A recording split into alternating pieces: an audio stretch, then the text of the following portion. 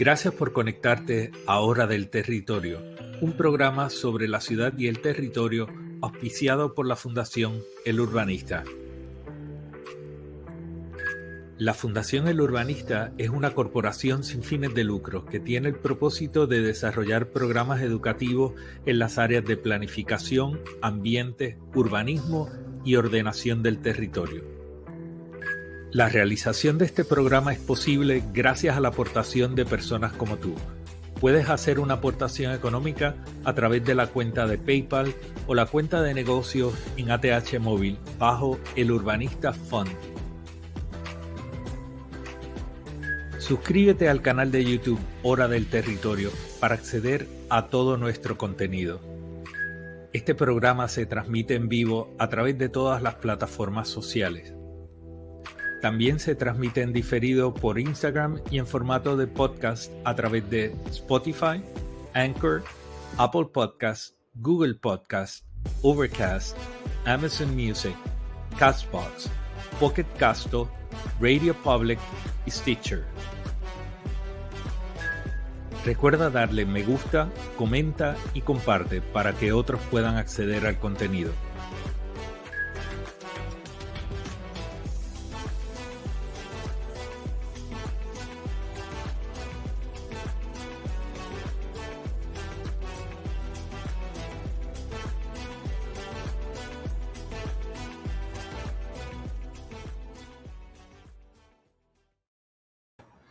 Hola gente, buenas noches, soy Pedro Cardona Roig, el urbanista, y esta noche en Hora del Territorio vamos a tener una conversación con Naida Velázquez. Naida Velázquez es una administradora de condominios y una persona con mucha experiencia en ese campo. Y la verdad que la conversación es sumamente interesante porque tuvimos la oportunidad de profundizar en asuntos como la ley de condominios, los retos que tiene, y también asuntos como la condición de los adultos mayores. Y tenemos que pensar que hemos diseñado un país que solamente estaba pensado para un hombre de 30 años. No está pensado para una mujer profesional, no está pensado para un niño, no está pensado para los adultos mayores. Así que esta conversación que vamos a tener esta noche creo que es muy reveladora. Y por eso les pido que por favor compartan este contenido con sus seguidores para que podamos continuar esta conversación y tener un diálogo mucho más amplio sobre estos asuntos. Fíjense que el segmento más grande de nuestra población hoy día son los adultos mayores. Sin embargo, no se toman en consideración cuando se legisla. Y así pasó cuando se aprobó la ley de condominios en el año 2020, que fue una ley promovida por un grupo de personas que dan servicios a condominios que salían muy favorecidos con esa legislación. Sin embargo, el propio residente de los condominios y particularmente el adulto mayor que constituye la mayoría de la población dentro de los condominios se encuentra en desventaja y vamos a ver por qué y qué cosas podemos hacer en relación a eso de cara al futuro. Así que gracias por conectarse. Aquí está Magda Rodríguez, Rita Llanes, gracias, buenas noches a todos. Saludos José Martínez también, Heriberto Ocasio y Dolores están por ahí. Así que recuerden que pueden enviar sus preguntas mientras vamos corriendo el programa, pues las vamos discutiendo. Hay muchos temas de qué hablar. Hoy se intentó presentar una legislación que estaba orientada a hacer todavía más fácil el ubicar usos comerciales como los alojamientos a corto plazo en espacios residenciales con un mínimo de regulación, con el único objetivo que tenían estos legisladores, que era captar dinero de esa actividad económica, pero no velaban en ninguna forma por la habitabilidad de estos entornos y la condición que tienen esas comunidades que tienen una gran presencia de alojamientos a corto plazo en sus distintas modalidades, entre ellas el Airbnb. Y se logró detener ese asunto, pero tenemos que buscar formas en las que entremos en conversación sobre estos asuntos de una manera mucho más madura, más profunda y más justa. Así que voy a comenzar por acá, transmitiendo la entrevista que hicimos con Naida para que puedan compartirla. Naida Velázquez Vilella. Y yo soy administradora de condominios, pero mi educación formal es en pedagogía. Soy maestra. Muy bien. Naida, gracias por recibirnos en tu casa en la noche de hoy para hablar un poquito sobre los condominios. Y me gustaría que tú hablaras desde esa perspectiva de administradora de condominios, tu impresión sobre la ley de condominios que está actualmente vigente, qué tú ves en ella, las virtudes, los retos, para entender un poquito mejor esa ley de condominios. ¿Cómo no? Pues la ley de condominios del 2020 fue hecha por abogados, algún administrador y gente que tenía un interés particular en, yo diría, en acaparar la situación de los condominios. Entonces, está hecha no para los condóminos, sino para la gente que trabaja para los condominios. Y deja fuera un montón de situaciones que surgen todos los días en los condominios, pero no está reglamentada. ¿Cómo cuál? Como por ejemplo, las reuniones virtuales, por ejemplo. Eso es una herramienta de trabajo que da espacio para que más gente asista a las asambleas. Y eso yo lo comprobé durante la pandemia. Durante la pandemia estaba aceptado que nos reuniéramos en reuniones, en asambleas por plataformas. Y yo notaba que cada vez que teníamos una reunión de plataforma, el quórum de la asistencia, porque ya no existe la cuestión del quórum, la asistencia pues era buena. En un condominio donde hay 63 apartamentos y se presentan físicamente 21 propietarios, eso es un fracaso. Y más fracaso cuando esa misma ley dice que no se necesita quórum para una asamblea, que si se presentan dos personas, pues esas constituyen la asistencia y se hacen los trabajos entre esas dos personas y esas dos personas van a decidir por el resto. Que tú tienes una obligación de asistir, pero pues quizás no pudiste asistir por las razones que fueran. Y es injusta en ese sentido. Y tú haces una distinción que yo creo que es bien importante y algunas personas que no viven en condominio tal vez no la entienden, pero hasta la ley más reciente de condominios existía la figura del quórum, sí, que típicamente era el 50% más uno, y si no se lograba ese número se convocaba a una segunda asamblea y ya ahí eran los asistentes. Los que asistieran. ¿Verdad? Pero ya se le había dado la oportunidad a la mayoría de participar. Y si no participaban, entonces había una segunda asamblea donde usted llegaba y si usted y yo llegábamos, pues celebrábamos la asamblea y eso es justo. Pero tuviste 2 turnos al bate, claro, en otras palabras. Claro. Ahora, ese primer turno que era el de quórum ya no existe. Ya no existe. Y ahora cualquier asamblea se convoca y los que asisten constituyen los participantes y ahí toman las decisiones. Y ahí se toman todas las decisiones, buenas o malas. Otra cosa es que esa misma ley derogada decía que si había un tema importante y todos renunciaban al derecho a una asamblea, se podía hacer por referéndum. Eso también lo eliminaron. Ya tú no puedes hacer un referéndum para algo que realmente no es importante que todo el mundo tenga su opinión, ventile su opinión, pero si tú no puedes convocarlos, pues si tú los convocas en un referéndum y dices, mire señor, esto y esto, usted vota que sí o vota que no, pues era válido. Ahora no se puede hacer eso. Sí, y eso pues tiene también sus implicaciones, porque hay cosas que son más de la naturaleza operacional, no necesariamente tienen que ver con asuntos que conlleven una dedicación de fondos ni otras cosas, y pues eso daba agilidad también a los trámites, ¿verdad? Y le da una libertad al consejo, a la junta de directores, porque por ejemplo, vamos a pintar el vestíbulo. Unos los quieren de verde y otros los quieren de anaranjado.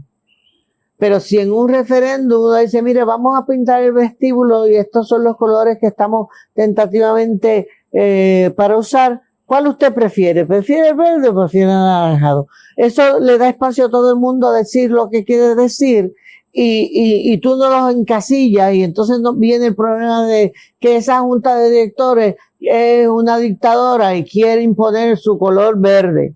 Ya. Y digo un color porque esa es una situación que me surgió recientemente, y se forman unos revuelos innecesarios. Laida, tú dijiste algo que es como que bien importante, y es quiénes fueron los que participaron activamente en la redacción de esa ley, ¿verdad? Y a quiénes responde entonces esa ley.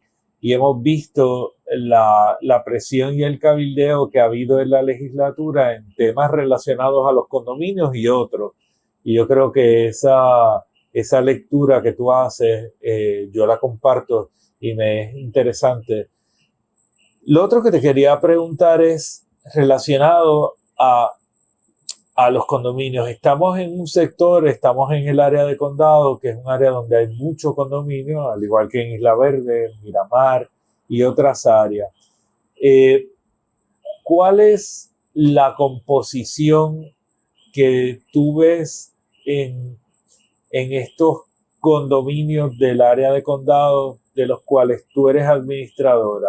Y te pregunto sobre el perfil demográfico. ¿Son mayormente familias jóvenes? ¿Son adultos mayores? ¿Es una composición diversa? ¿Qué es lo que tú estás viendo en esa composición de los condominios? Pues yo te diría que cuando empecé en este trabajo hace 40 años, en el condado tú veías familias que muy adineradas y mucho profesional, que tenían unos sueldos que les permitía comprar un apartamento en el condado. Y digo de los sueldos porque, por ejemplo, en la calle Kings Court, que es una calle privilegiada, no está ya metida en el ajo de la cosa, por allá por la Concha, pero está en esta área donde hay playa, donde hay silencio, donde hay tranquilidad. Y ahí habían ubicado gente de dinero, gente como los de las galletas Rovira y los de West Indies, Advertising, y constructores de nombre y mucho profesor de la universidad, doctores. Esos apartamentos costaban $53,000 como mucho cuando eran espectaculares. Hoy día esos apartamentos se venden en $1 millón, porque también eso, hay unas cosas que han influido en ese alza en el precio, pero esa gente mayor o sus hijos heredaron esos apartamentos y traían más o menos las mismas costumbres. Hoy día, en los últimos años, hay una gente joven, generalmente uno o dos, un matrimonio o una persona sola, que tiene un buen trabajo y que puede adquirir un apartamento de $700,000, pero queda esa camada de gente mayor que ya no tienen tantos ingresos, que viven de unos fondos que guardaron, y entonces ahí es donde viene la desigualdad en la composición del edificio. O sea, tú lo que apuntas es que los condominios en los que tú estás, ha habido una evolución en la composición de esos condominios. Naturalmente, los que compraron y eran jóvenes hace 50 años y están todavía ahí, ahora son adultos mayores que viven de pensiones, y tenemos a unas personas más jóvenes con unos niveles económicos superiores que están entrando a vivir en estos condominios, y ahí se crea una diferencia entre unos y otros que me imagino que tiene consecuencias en cuanto a lo que puede ser la determinación en torno a una derrama para cambiar los ascensores o a la pintura o remodelaciones de elementos comunes, ese tipo de cosas, y la capacidad que tienen unos versus otros de pagar esa derrama. Eso. Sí, eso es lo que estoy diciendo. Y pregunta que te hago, dentro de esa composición, ¿verdad?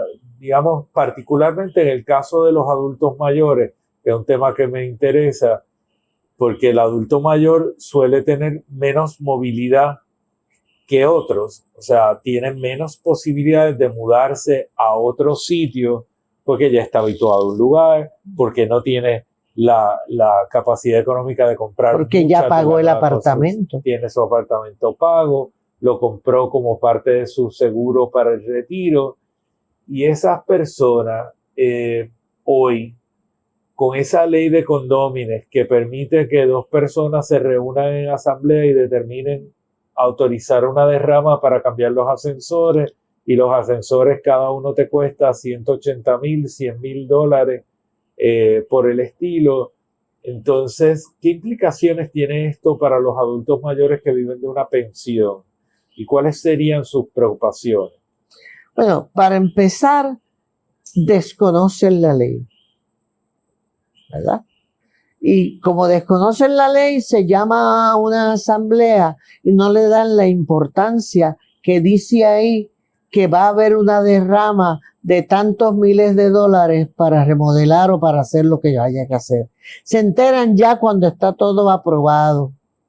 Y cuando está todo aprobado, tú no sabes qué es lo que le ha pasado en su apartamento. A lo mejor se desmayó del susto, ¿verdad? O tiene que recurrir a un familiar que lo ayude, o tiene que pedir un plan de pago, que en muchas ocasiones, por ejemplo, yo digo un plan de pago mutuamente aceptable.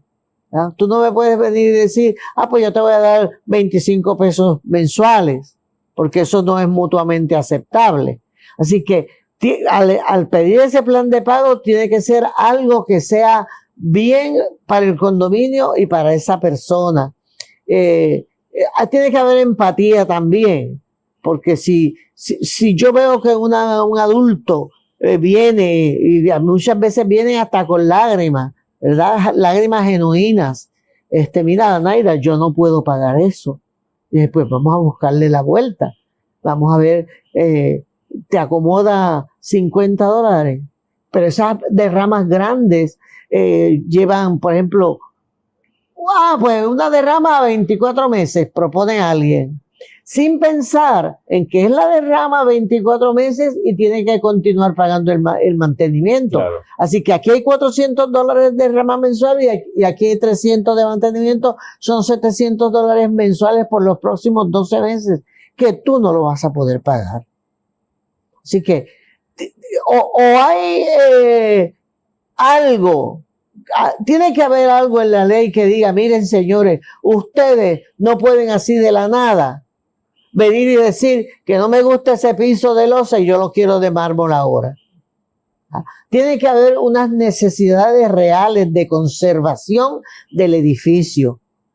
No es destruir lo que está bien porque no me gusta, sino que si eso tiene comején y hay que sacarlo, pues hay que sacarlo.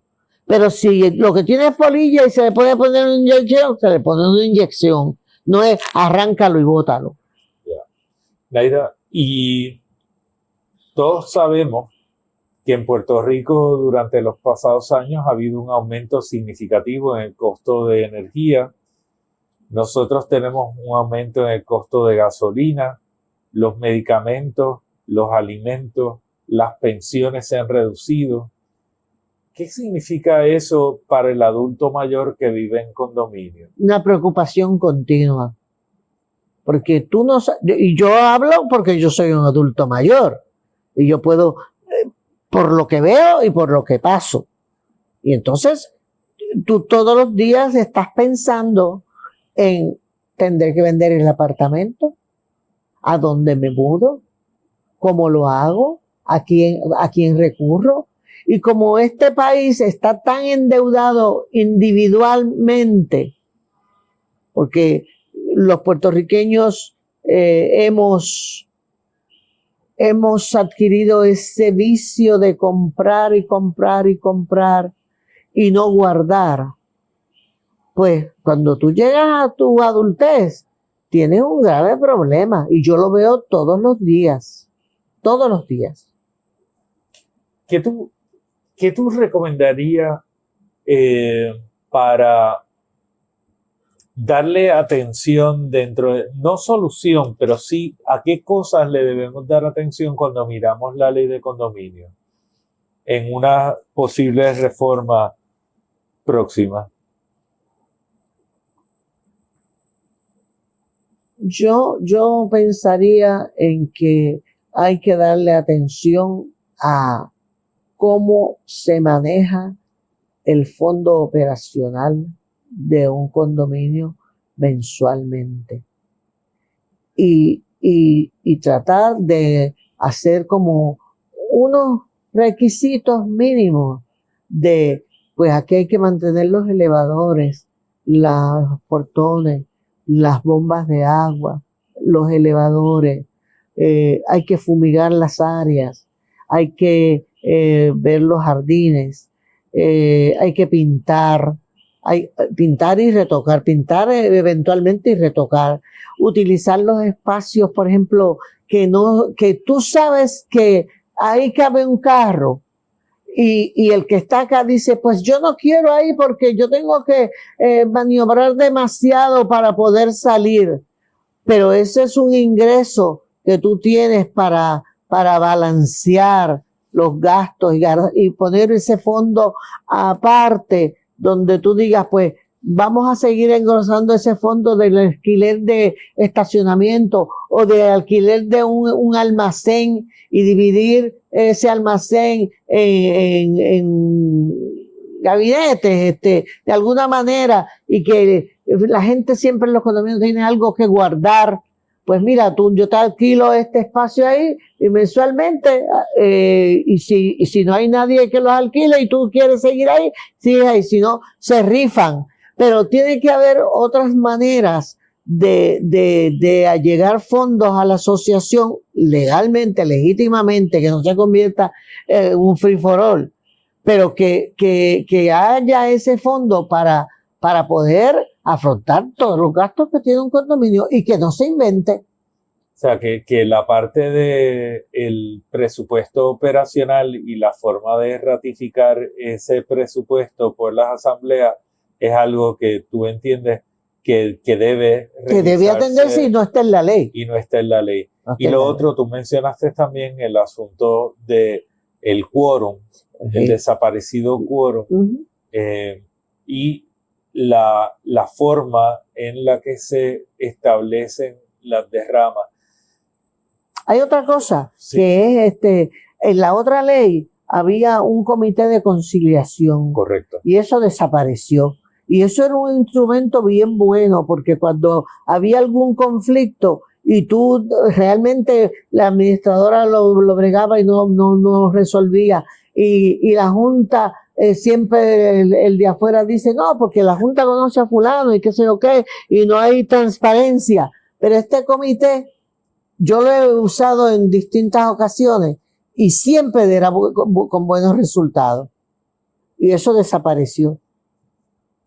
También lo de el alquiler a corto plazo, que esa ley pues te da mano libre al que quiera para alquilar.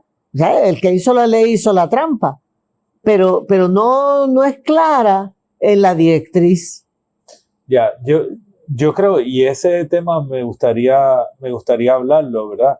El alquiler a corto plazo en la mayoría de los países que yo conozco lo tratan como una actividad comercial. O sea, tú puedes tener una parte, un 20% de tu apartamento dedicado a una actividad comercial que pudiera ser un alquiler a corto plazo, pero tú tienes que vivir el 80% y ese 20% pues tú lo alquilas y devengas un ingreso, etcétera. Si tú tienes más del 20%, eso ya es una actividad comercial que no se puede dar en un distrito residencial, que tienes que pedir un cambio de calificación para que sea comercial y entonces ahí lo puedes hacer. El problema que yo he visto en muchos condominios, y estoy seguro que tú lo habrás visto, es que esas actividades pueden comprometer la intimidad de los vecinos, la tranquilidad, y entonces tú tienes a gente que viene legítimamente, llegan aquí a disfrutar, a fiestar, etcétera, pero están al lado de una pareja que tiene 2 niños que tienen que ir a la escuela al día siguiente y no pueden tener la música alta a las 11, 12, 1 de la mañana, porque de lo contrario no son funcionales al día siguiente. Y esos conflictos se están dando. Pero ese tema a mí me gustaría tal vez hablarlo desde esa perspectiva, ¿verdad? ¿Qué podemos hacer? Yo, en términos de la ley de condóminos, a mí me parece que tiene que haber un reconocimiento de el perfil demográfico de Puerto Rico hoy día y de la situación del adulto mayor. Y no podemos seguir legislando como si todo el mundo tuviera 30 años de edad. Y una ley de condóminos que no reconozca al adulto mayor y sus necesidades es mínimamente cruel, pero además es injusta, porque está dejando fuera la atención y la necesidad de esas personas que ya han cumplido con todos los ciclos de servicio a la sociedad y necesitan que la sociedad le proteja. Y sin embargo, le está básicamente tirando al vacío, ¿no? Sí.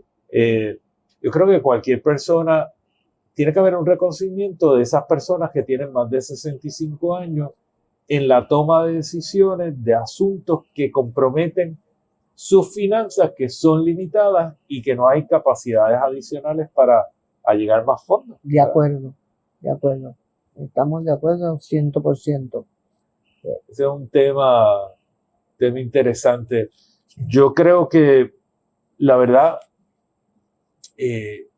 a mí me gustaría hablar de muchos más temas contigo, pero quisiera saber qué cosa a ti te gustaría comunicar en adición sobre los condominios.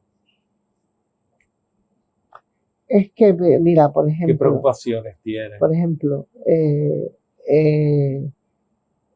cuando tú tienes condominios que porque no pueden sacar la basura a la acera a que se la lleve el municipio, tienen que pagar mensualmente por el recogido de esa basura, eso no es justo tampoco, ¿ah? Porque tú no tienes la culpa de que el constructor no haya hecho un cajón afuera para llevarse la basura. Y si, porque la gente del municipio no entra al estacionamiento donde sea que tú tengas la basura. Y eso es una cantidad grande, sustancial, que se lleva del condominio, las agencias privadas, por esa condición, por ejemplo. Y eso entonces encarece también, todo va alrededor del presupuesto. Y te hago una pregunta en relación a eso, porque yo nunca he logrado averiguarlo. En un momento a mí me dijeron que los condominios que fueron construidos previo al 70 y pico, los municipios les recogían la basura, pero si eran construidos después... No, eso es si tú tienes un cajón afuera, pasa el camión y se lleva la basura. Pero si está dentro... Pero si está dentro, no. Entonces tú tienes que contratar a Andrés Reyes, a PFI, a quien sea, que lo cobran muchísimo dinero por eso.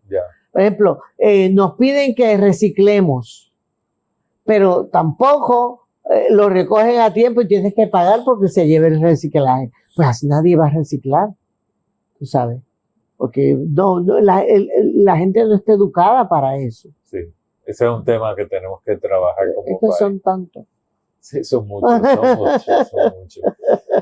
Pues, Naida, yo creo que agradezco muchísimo el espacio que nos has dado en la noche de hoy para hablar de estos temas, y me gustaría que continuáramos la conversación en el futuro y tal vez dedicar un poquito más de tiempo a hablar de el alojamiento a corto plazo y visiones y soluciones, ¿verdad? Sí, porque hablarlo por hablarlo nada, pero buscar eso de los alquileres a corto plazo va a ser mucha crisis, porque entonces, ¿qué va a pasar? La gente que tiene otros recursos se está yendo fuera de donde puedan ellos alquilar este espacio que tienen acá, y se van a una casa a su paz y tranquilidad y dejan a esta gente que viene y va y forman un vacilón todo el tiempo, que bueno, y el que quiera vacilar, ¿verdad? Eso no está mal. Lo que pasa es que está interfiriendo con la paz y tranquilidad de los que están ahí. Y entonces no basta con decir, pues que esos paguen el doble del mantenimiento. No basta con eso, porque es que ellos están utilizando unas facilidades más allá del doble de lo que se paga de mantenimiento. Esa no es la solución.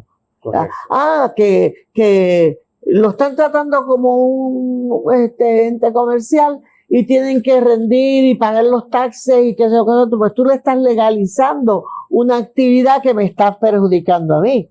Sí. Esa no es la solución. Correcto. Yo creo que ahí hay... Ese es un asunto que tiene una complejidad en sí mismo y que hay que profundizar. Ciertamente el alquiler a corto plazo ha representado un ingreso extra para muchas personas. Para muchas personas y muy bueno. Y muy bueno. Entonces, es una actividad legítima. El problema es la forma en la que se está dando esa actividad y cómo compromete, como dijimos, el descanso, la intimidad y los servicios urbanos. Se genera mucha más basura, se genera mucha más carga y demanda por electricidad, porque mucha gente llega a Puerto Rico. Limpieza, ¿sabes? De todo se afecta. Tienes el aire acondicionado corriendo las 24 horas en algunas unidades. O sea, hay una serie de retos grandes. Pero eso, voy a hacer un date para hablar de ese tema en una próxima. A mí me dejan y yo estoy aquí toda la noche porque yo soy más parlanchina que nadie. Y yo agradezco muchísimo el que nos hayas recibido en la noche de hoy, así que voy a ser cortés y discreto para yo dice, bueno, la próxima vez nos tomaremos un vinito en lo que conversamos, ¿verdad? Porque bueno, yo estoy dispuesto para eso también. Yo traigo el vino la próxima. Chacho, si aquí de las bohemias siempre hay vino. Muy bien. Muchas gracias, Naida. Gracias por recibirme. Bueno, gente, Creo que Naida Velázquez plantea unos asuntos que son medulares. Y para mí ha sido importante el reconocimiento, ¿verdad?, de esos retos que se presentan a los adultos mayores, particularmente, ¿verdad? Creo que es una comunidad que está poco atendida y lo vemos constantemente en la legislación. La legislación tiende a proteger unos negocios, tiende a proteger la gente que ha pagado, ha financiado por esa gestión política, pero sin embargo no atiende al colectivo. Creo que esas son cosas que tenemos que tener en cuenta cuando estemos legislando. ¿Para quién se legisla? ¿Cuál es el propósito? ¿Y quiénes pueden quedar desprotegidos con una nueva legislación? Como es el caso de la ley de condominios aprobada en el año 2020. Gracias a todos y todas por conectarse esta noche. El chat ha estado súper activo. Obviamente hay gente con opiniones muy diversas. Se respetan todas las opiniones. Creo que de los asuntos que están planteados, me parece que hay mucho que podemos aprender de cara al futuro. Y agradezco muchísimo a Naida por la conversación y por toda la interacción que se dio, y a ustedes por todos los comentarios que han estado enviando en la noche de hoy. El pueblo está despierto, como dice Abner, y es importante que todos continuemos así vigilantes y estemos dispuestos a trabajar en función de tener un mejor país de cara al futuro.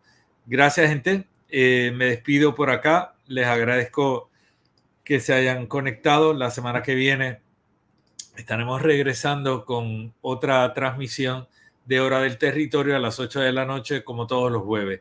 Gracias, gente. Recuerda darle me gusta, comenta y comparte para que otros puedan acceder al contenido. Suscríbete al canal de YouTube Hora del Territorio para acceder a todo nuestro contenido. La realización de este programa es posible gracias a la aportación de personas como tú. Puedes hacer una aportación económica a través de la cuenta de PayPal o la cuenta de negocios en ATH Móvil bajo El Urbanista Fund.